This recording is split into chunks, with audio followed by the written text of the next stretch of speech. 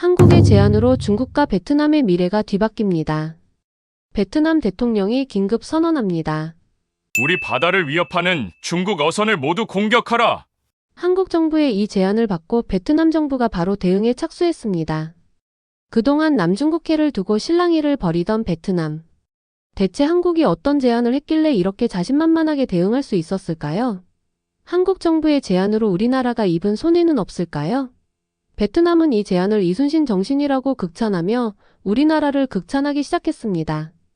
일본도 중국도 미국도 말로만 지원한다고 할 때 우리나라는 행동으로 보여줬습니다. 이번 사건의 숨겨진 진실, 정보원을 통해 극비리에 전달받은 따끈따끈한 이야기 지금 바로 시작합니다. 저는 팜광민 베트남 해양안보부 차관입니다. 그날을 아직도 아주 생생하게 떠올릴 수 있었어요. 새벽 공기가 차갑게 스며들고 있었고 상황실 안에는 형광등 불빛만이 희미하게 퍼지고 있었죠. 커다란 스크린에는 검은 바다 위에 빨간 점들이 하나둘씩 찍히고 있었어요. 그 점들이 점점 늘어나더니 어느새 바다 전체를 덮고 있었어요. 보고하라. 제가 목소리를 높였었어요. 레이더 담당 장교가 식은땀을 흘리면서 대답하고 있었죠. 중국 어선이 327척 확인됐습니다. 계속 늘어나고 있습니다. 순간 제 심장이 철렁 내려앉는 느낌이었어요. 단순한 어부들이 아니었어요. 뒤에는 커다란 중국 해경선 12척이 버티고 있었고 그 배들은 우리를 노려보고 있었죠. 그건 명백한 도발이었고 우리 바다를 자기들 바다인 것처럼 만들려는 행동이었어요. 상황실 공기는 무겁게 짓누르고 있었어요. 모니터 앞에 앉아있던 요원들 모두가 키보드를 두드리면서도 손이 떨리고 있었죠. 빨간 점들이 파도처럼 밀려오고 있었고 제 귀에는 경보음이 계속 울려 퍼지고 있었어요. 저는 스스로에게 물었었어요. 우리가 지금 가진 힘으로 저 거대한 무리를 막을 수 있을까? 대답은 뻔했었습니다. 우리 경비정은 고작 6척. 그 작은 배들로 수백 척을 막는다는 건 사실상 불가능했었어요. 그때 무전기가 갈라지듯 울리며 현장의 목소리가 들려왔어요. HQ7로 보고합니다. 중국 어선이 충돌했습니다. 선체 우연의 구멍이 뚫렸습니다. 침수가 시작됐습니다. 순간 상황실이 얼어붙었어요. 무전기 너머로 파도에 부딪히는 소리, 물이 쏟아져 들어오는 소리, 그리고 젊은 승조원들의 비명이 섞여 들리고 있었어요. 제 등줄기에서 식은땀이 흘러내렸습니다. 구조팀 출동시켜라. 헬기 준비해라. 제가 목소리를 크게 외쳐섰지만 이미 늦어버린 듯 했습니다. 승조원 15명 중 3명이 바닷속으로 사라지고 있었어요. 그들의 이름이 제 가슴속에 불에 타듯 새겨지고 있었죠. 그 순간 저는 제 어린 시절로 돌아가고 있었어요. 제 아버지 판반후이. 평생을 바다에서 고기를 잡으며 살았던 분이었어요. 아버지는 늘 거칠고 굳은 살이 박힌 손으로 제 머리를 쓰다듬으시면서 말씀하시곤 했었습니다. 미나 바다는 모든 사람의 것이지만 우리가 지키지 않으면 아무도 지켜주지 않는다. 하지만 아버지는 돌아오지 못했었어요. 중국 어선의 고의로 들이받쳐 바다 속으로 사라져버렸죠. 저는 그날부터 마음속에 다짐했었어요. 나는 반드시 우리 바다를 지키겠다. 그래서 지금까지 35년 동안 해양안보부에서 일해오고 있었던 거예요. 그런데 지금 아버지가 당했던 그 비극이 제 눈앞에서 똑같이 반복되고 있었어요. 젊은 청년들이, 한 가정의 아버지가, 또 누군가의 아들이 바닷속으로 사라지고 있었죠. 저는 주먹을 꽉 쥐었었고 손톱이 손바닥을 파고들고 있었어요. 하지만 현실은 냉혹했었습니다. 미국은 늘 말만 했습니다. 우리는 중국을 견제하고 있다. 하지만 정작 군함 한 척도 보내주지 않았습니다. 일본도 계산기부터 두드리며 조건을 달았었죠. 유럽은 너무 멀다는 말로 책임을 피하고 있었어요. 결국 우리만 홀로 남아 있었던 거예요. 제가 의자에 앉아 큰 스크린을 바라보고 있었을 때 눈앞에 펼쳐진 것은 수백 개의 빨간 점이 우리 영해를 집어삼키고 있는 장면이었어요. 마치 메뚜기 떼가 초원을 뒤덮는 것처럼 중국 어선들이 몰려들고 있었죠. 그 순간 저 자신도 모르게 중얼거렸습니다. 우리는 왜 항상 당하고만 있어야 하지? 왜 아무도 우리를 도와주지 않는 거지? 제 목소리는 떨리고 있었고 제 눈앞은 흐려지고 있었습니다. 상황실 안에 모든 사람이 무력하게 앉아 있었어요. 저 역시도 손발이 묶여버린 듯 아무것도 할 수 없었습니다. 저는 알았어요. 이대로 가다가는 우리 바다는, 우리 청년들은, 우리 미래는 모두 빼앗기고 말 거라는 걸요. 그 순간 제 마음속에서는 또다시 아버지의 목소리가 울려 퍼지고 있었어요. 바다는 우리가 지키지 않으면 아무도 지켜주지 않는다. 저는 속으로 다짐했었습니다. 무슨 일이 있어도 이번에는 포기하지 않겠다고요. 하지만 방법이 보이지 않았습니다. 중국의 그림자는 너무 거대했고 우리는 너무나 작았으니까요. 그러나 바로 그때 제 인생을 바꿀 전화 한 통이 걸려오고 있었습니다. 그 전화는 한국 대사관에서 걸려온 것이었어요. HQ7호에서 구조 소식이 들어온 다음 날, 제 머릿속은 여전히 뒤엉켜 있었어요. 밤새 한숨도 못 잤었고 상황실에 차가운 공기만 떠올리고 있었죠. 젊은 승조원들의 목소리, 차갑게 끊겼던 무전음, 그리고 아버지의 얼굴까지 계속 겹쳐지고 있었어요. 그런데 아침에 제 비서가 다급하게 들어왔습니다. 차관님, 하노이에 있는 대한민국 대사관에서 긴급 면담 요청이 들어왔습니다. 저는 순간 어이가 없어서 피식 웃어버렸었어요. 한국이 우리를 돕겠다고? 무슨 힘이 있다고? 솔직히 말하면 저는 한국을 늘 가볍게 생각했었어요.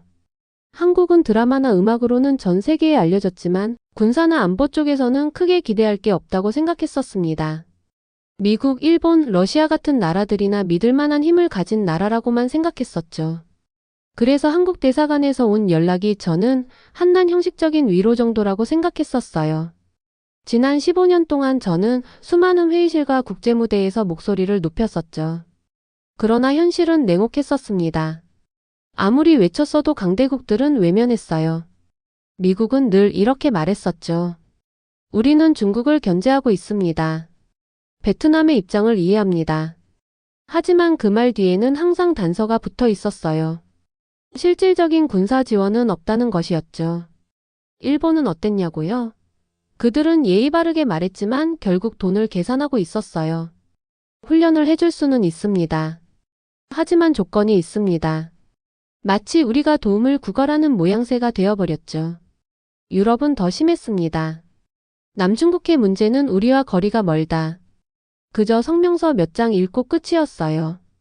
결국 제가 외쳐온 모든 목소리는 허공 속으로 사라지고 있었어요. 저는 점점 더 무력감을 느끼고 있었죠. 차량이 대사관 앞에 도착했을 때 제 눈앞에 펼쳐진 건 생각보다 근사한 건물이었어요. 유리 외벽에 태극기가 펄럭이고 있었고 로비 안에는 전통적인 한국 장식품들이 놓여 있었죠. 한복을 입은 인형, 푸른빛의 청자, 그리고 벽에는 한국전쟁과 베트남 전쟁 시절의 사진들이 전시되어 있었어요. 저는 잠시 멈춰서서 그 사진들을 바라보고 있었습니다. 사진 속에는 베트남 땅에 파병 왔던 한국 군인들의 모습이 남아 있었죠. 이들이 우리와 함께 싸웠던 역사가 있구나.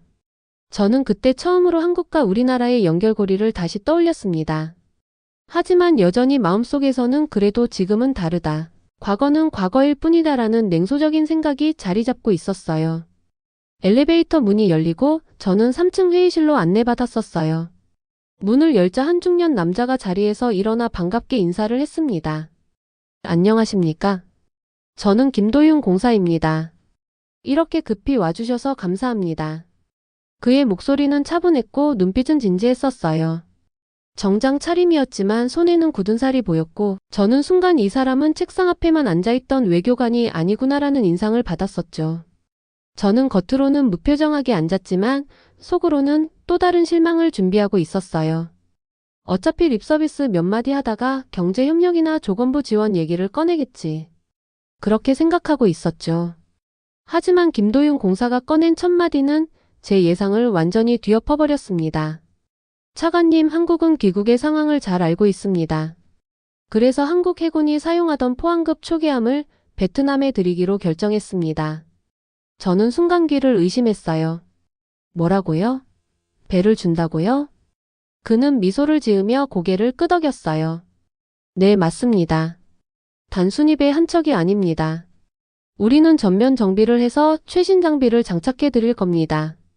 또한 무장도 그대로 탑재해서 넘겨드릴 겁니다. 게다가 한국 해군 교관들이 직접 베트남으로 가서 3개월 집중 훈련을 제공할 겁니다. 모든 장비 매뉴얼은 베트남어로 번역해 드리겠습니다. 이 모든 것을 조건 없이 제공하겠습니다. 그 순간 제 머릿속은 멍해졌습니다. 미국은 늘 조건만 달았었어요. 일본은 계산기부터 두드렸었죠. 유럽은 멀다는 이유로 관심조차 주지 않았습니다. 그런데 한국은 조건 없는 지원을 말하고 있었어요.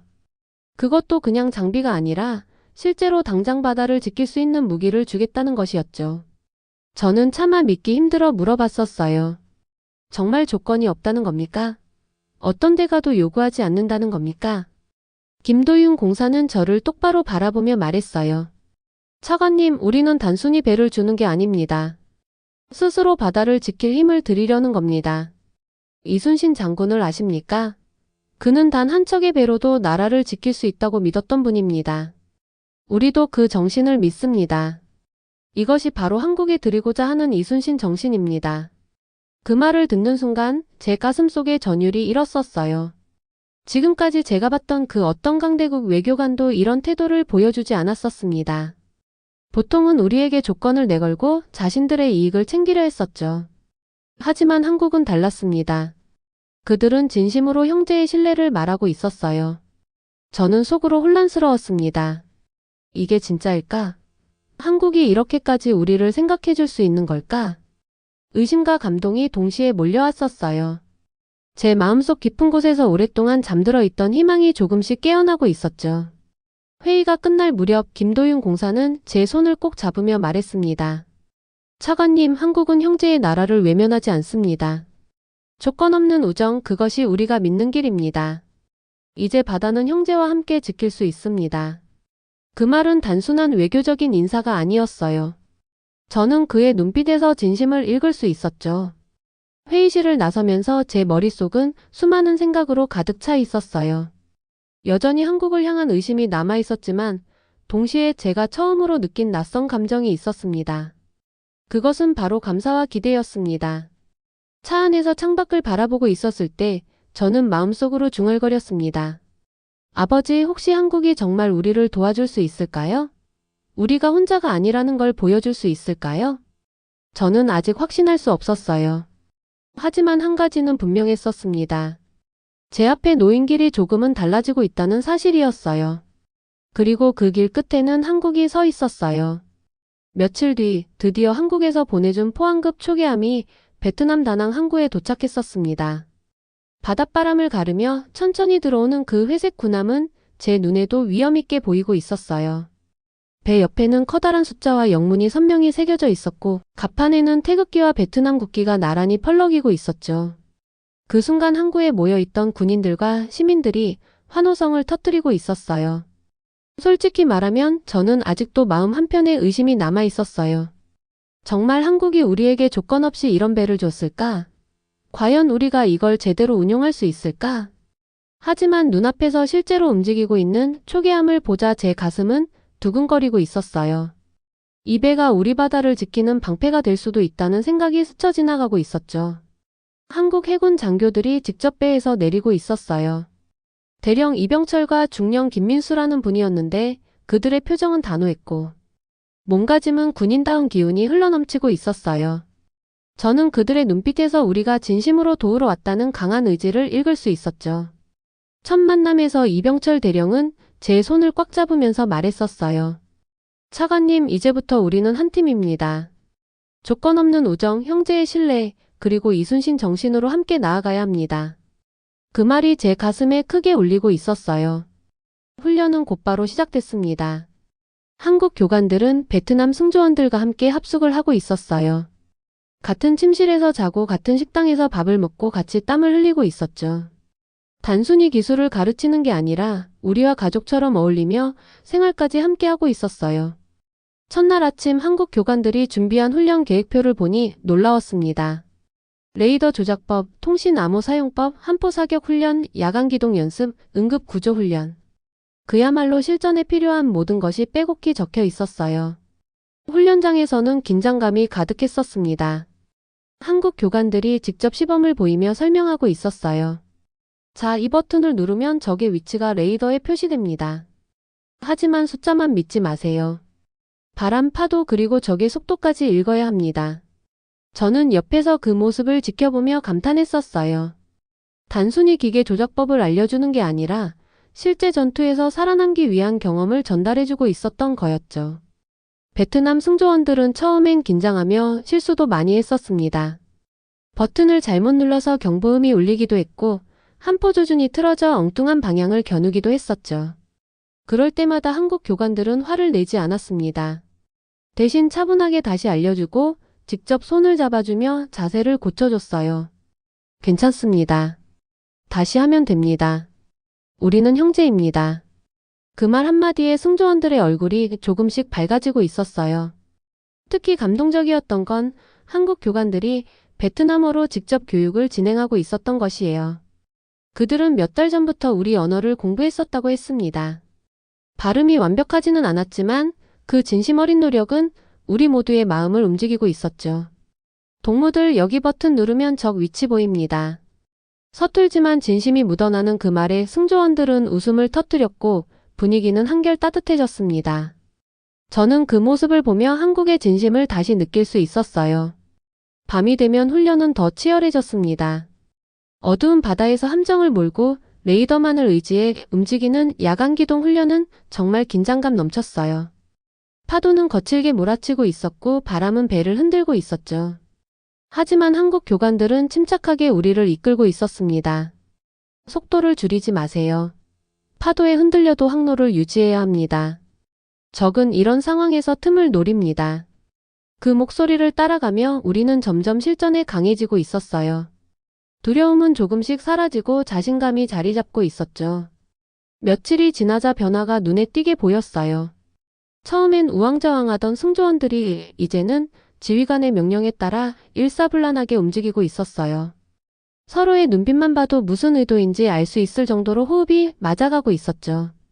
저는 그 모습을 보면서 가슴 깊이 울컥했었어요. 이게 바로 한국이 말한 조건 없는 우정이고 형제의 신뢰구나. 한국 교관들이 말했던 이순신 정신이 무엇인지 이제 조금은 알 것 같았어요. 단순히 배 한 척을 준 게 아니었어요. 우리에게 스스로 지킬 수 있는 힘 그리고 자신감을 심어주고 있었던 거였죠. 훈련이 끝난 어느 날 밤 저는 갑판 위에서 바다를 바라보고 있었어요. 파도는 여전히 거칠었지만 제 마음은 한결 가벼워져 있었습니다. 그때 한국 교관 한 명이 다가와 제 옆에 서서 말했어요. 차관님, 이제 곧 실전이 올 겁니다. 하지만 걱정하지 마세요. 베트남은 혼자가 아닙니다. 한국이 형제입니다. 그 말은 바다의 파도 소리와 섞여 제 가슴 깊이 파고들고 있었어요. 저는 조용히 고개를 끄덕였었습니다. 그날 이후 저는 확신하게 되었어요. 한국은 단순한 외교 파트너가 아니었어요. 한국은 진정한 형제였고 우리의 바다를 지킬 힘을 나눠준 나라였어요. 그리고 우리 모두가 함께 믿게 된 한 가지가 있었습니다. 조건 없는 우정, 형제의 신뢰, 그리고 이순신 정신. 이제 그 정신은 저와 우리 승조원들 마음속에 뿌리내리고 있었어요. 어느덧 훈련이 끝나고 우리 모두는 조금씩 자신감을 얻고 있었어요. 그런데 그 자신감을 시험할 날이 정말 빨리 찾아왔습니다. 새벽 상황실의 경보가 다시 울려 퍼졌습니다. 레이더 화면에 또다시 수많은 빨간 점들이 찍히고 있었어요. 보고를 받은 순간 저는 몸이 굳어버렸습니다. 중국 어선 270척 확인되었습니다. 뒤에는 해경선 10척이 따라오고 있습니다. 순간 상황실 안의 공기가 싸늘해졌어요. 모두의 얼굴에 긴장감이 드리우고 있었죠. 하지만 이번에는 달랐습니다. 이제 우리에겐 새로운 무기 HQ-20 포항급 초계함이 있었고 무엇보다 한국이 심어준 이순신 정신이 우리 안에 자리 잡고 있었거든요. 저는 단호하게 명령을 내렸습니다. HQ-20 출동 준비. 항구에 정박해 있던 HQ-20이 엔진을 울리며 움직이기 시작했어요. 거대한 배가 물살을 가르며 앞으로 나아가자 갑판 위에 서 있던 장병들의 표정은 결연해졌습니다. 함장 점반 하이가 무전기로 보고를 하고 있었죠. 차관님, HQ-20 출동 준비 완료되었습니다. 저는 목소리를 가다듬고 대답했었어요. 부디 침착하게 우리가 배운 대로 움직이시오. 이번 작전은 단순한 전투가 아닙니다. 우리 바다를 지키는 시험입니다. 어두운 바다 위로 HQ-20이 힘차게 나아가고 있었어요. 함포는 이미 준비돼 있었고 레이더 스크린에는 적의 움직임이 또렷하게 나타나고 있었죠. 중국 어선들이 우리 쪽으로 점점 밀려오고 있었습니다. 그 장면은 마치 거대한 파도가 몰려오는 것 같았어요. 무전기에서 긴박한 목소리가 흘러나왔습니다. 중국 어선들이 경고방송을 무시하고 접근 중입니다. 일부는 포위하려는 움직임을 보이고 있습니다. 순간 제 가슴이 철렁 내려앉았지만 저는 이를 악물었어요. 이번에는 절대 물러서지 않겠다. HQ-20 갑판 위에서는 긴장된 공기가 감돌고 있었어요. 승조원들의 손은 땀으로 젖어 있었지만 그들의 눈빛은 두려움보다 결심으로 빛나고 있었죠. 한국 교관들이 가르쳐준 대로 움직이고 있었습니다. 자연 15도, 속도 유지, 포신 각도 조정 완료. 모든 명령이 군더더기 없이 흘러가고 있었어요. 훈련에서 수없이 반복했던 장면들이 이제 현실에서 재현되고 있었던 겁니다. 드디어 경고방송이 바다 위로 울려 퍼졌습니다. 여기는 베트남 해군 HQ-20이다. 즉시 우리 영해에서 벗어나지 않으면 강력히 대응하겠다. 확성기에서 울려나온 목소리는 힘차고 떨림이 없었어요. 그 순간 저는 가슴이 벅차올랐습니다. 불과 몇 주 전만 해도 두려움에 떨던 우리가 이제는 당당히 외치고 있었던 거였죠. 놀라운 일이 벌어졌습니다. 중국 어선들이 갑자기 속도를 늦추고 있었어요. 일부는 방향을 바꾸기 시작했고 해경선들도 망설이는 듯 움직임을 멈추고 있었죠. 무전기 너머에서 중국 선원들의 목소리가 잡히고 있었어요. 저건 포항급 초계함이다. 한국 해군이 쓰던 배잖아.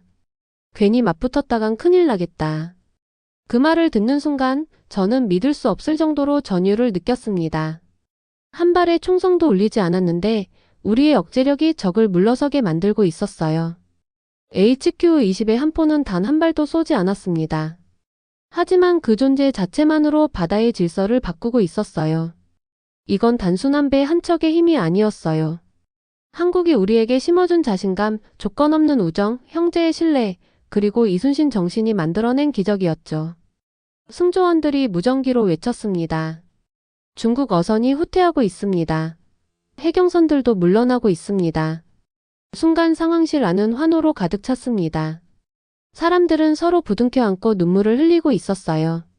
저도 모르게 제 눈에서도 눈물이 흘러내리고 있었죠. 그 눈물 속에는 여러 감정이 섞여 있었어요. 아버지를 잃었던 슬픔, 오랫동안 느꼈던 무력감, 그리고 이제야 찾아온 승리의 벅찬 기쁨까지. 저는 속으로 아버지에게 말했었습니다. 아버지, 드디어 우리가 지켜냈습니다. 그리고 한국이 우리를 도와주었습니다. 그날 밤 바다는 평온해졌어요. 파도 소리는 잔잔했고 별빛은 더욱 선명했었죠. 하지만 제 마음속은 뜨겁게 불타오르고 있었습니다. 한국이 보여준 조건 없는 우정이 결국 우리의 바다를 지켜낸 거였어요. 저는 그 순간 깨달았어요. 억제력이란 총을 쏘는 게 아니라 상대가 감히 넘볼 수 없게 만드는 힘이라는 걸요. 그리고 그 힘을 우리에게 가르쳐 준 건 바로 한국이었어요. 그날 이후 제 입에서는 자꾸만 같은 말이 흘러나오고 있었어요. 조건 없는 우정, 형제의 신뢰, 이순신 정신. 이제 이 말은 단순한 구호가 아니라 우리 모두가 체험한 진실이었어요. HQ-20이 중국 어선들을 물러서게 한 그날 이후 전 세계 언론은 우리 바다에서 일어난 일을 앞다퉈 보도했었습니다. CNN, BBC, NHK, 로이터 같은 방송사들이 연이어 뉴스 속보를 내보내고 있었죠. 화면에는 커다란 제목이 떠 있었습니다. 한국의 조건 없는 지원, 베트남 바다를 살리리라. 이순신 정신, 총성 없는 억제력으로 중국을 멈추게 하다. 저는 TV 화면 속 자막을 바라보며 한동안 말을 잃고 있었어요. 몇 주 전까지만 해도 세계 어느 나라에서도 우리 이야기에 관심조차 주지 않았었죠. 그런데 이제는 모두가 주목하고 있었어요. 거리의 반응도 달라지고 있었습니다. 하노이와 호치민에서는 사람들이 자발적으로 모여 태극기와 베트남 국기를 함께 흔들며 환호하고 있었어요. 사람들의 눈빛에는 희망이 가득 담겨 있었죠. 우리는 혼자가 아니다. 한국은 우리의 형제다. 그 소리를 들었을 때 저는 가슴 깊이 벅차올랐습니다. 국민들이 한국을 형제라고 부르고 있었던 거예요. 그것은 단순한 외교적 수사가 아니라 우리 마음속에서 진심으로 나온 말이었어요. 며칠 뒤 하노이에서 긴급 해양안보 협력 회의가 열렸습니다. 베트남을 비롯해 동남아 여러 나라 대표들이 모였고 한국 대표단도 참석하고 있었어요. 회의장 안은 그야말로 뜨거운 열기로 가득 차 있었죠. 제가 연단에 올라 발언을 했었어요. 우리는 단순히 배 한 척을 받은 것이 아닙니다. 우리는 조건 없는 우정을 받았고 형제의 신뢰를 받았고 그리고 무엇보다 이순신 정신을 배웠습니다. 한국이 우리에게 준 건 단순한 군사 장비가 아니라 우리 스스로 바다를 지킬 수 있다는 믿음이었습니다. 회의장은 순간 조용해졌다가 이내 큰 박수 소리로 가득 차고 있었어요. 저는 손바닥이 얼얼해질 정도로 박수를 받았습니다. 한국 대표단이 발표를 이어갔습니다. 그들의 목소리는 차분했지만 힘이 있었어요. 한국은 형제의 나라를 외면하지 않습니다. 우리는 조건 없는 우정으로 함께합니다. 우리의 바다는 다르지 않습니다. 바다는 우리가 지켜야 합니다. 그 순간 저는 눈가가 뜨거워지고 있었어요. 제 귀에는 또다시 아버지의 목소리가 겹쳐 들리고 있었죠. 미나, 바다는 우리가 지키지 않으면 아무도 지켜주지 않는다. 아버지가 평생 외치셨던 그 말이 이제 국제회의장 안에서 한국 외교관의 입을 통해 울려 퍼지고 있었던 거예요. 저는 그 감동을 차마 말로 표현할 수 없었습니다. 결국 회의에서는 이순신 정신을 공식 용어로 채택하기로 했습니다. 문서에는 이렇게 적혀 있었죠. 이순신 정신, 조건 없는 우정과 형제의 신뢰를 바탕으로 스스로 지킬 힘을 길러 바다의 평화를 지키는 정신. 그 순간 저는 펜을 들고 서명하면서 손이 떨리고 있었어요. 역사의 한 장면 속에 제가 서 있다는 사실이 믿기지 않았었죠. 회의가 끝난 뒤 저는 기자들에게 둘러싸였습니다. 마이크와 카메라가 제 앞에 몰려 있었어요. 차관님, 이번 사건을 통해 무엇을 느끼셨습니까? 저는 잠시 숨을 고른 뒤 이렇게 말했습니다. 한국은 작은 나라가 아닙니다. 한국은 우리에게 형제입니다. 우리는 한국과 함께 이순신 정신으로 바다를 지킬 것입니다. 그 말이 그대로 기사 제목이 되어 전 세계로 퍼져나갔습니다. 집으로 돌아가는 길, 저는 차창 밖으로 펼쳐진 평온한 바다를 바라보고 있었어요. 파도는 잔잔했고 석양이 바다 위에 금빛 물결을 만들고 있었죠. 그 순간 저는 속으로 조용히 기도했었어요. 아버지, 보셨습니까? 우리가 드디어 우리 바다를 지켜냈습니다. 한국과 함께였습니다. 더 이상 억울하게 당하는 사람은 없을 겁니다. 바람이 살랑 불어오고 있었고 저는 그 바람 속에서 아버지의 목소리를 느낄 수 있었어요. 마치 잘했다, 이제는 내가 지켜야 한다고 말씀하시는 것 같았죠. 그날 밤 저는 다시 한번 다짐했어요.